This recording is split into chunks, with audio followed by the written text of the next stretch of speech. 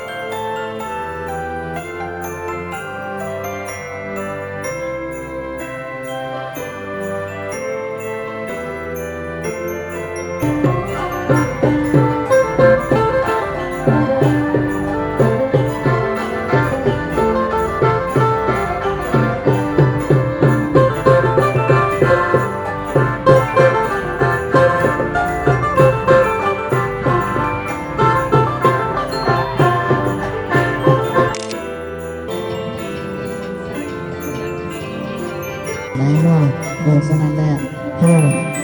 ผู้ร้ายก็โดน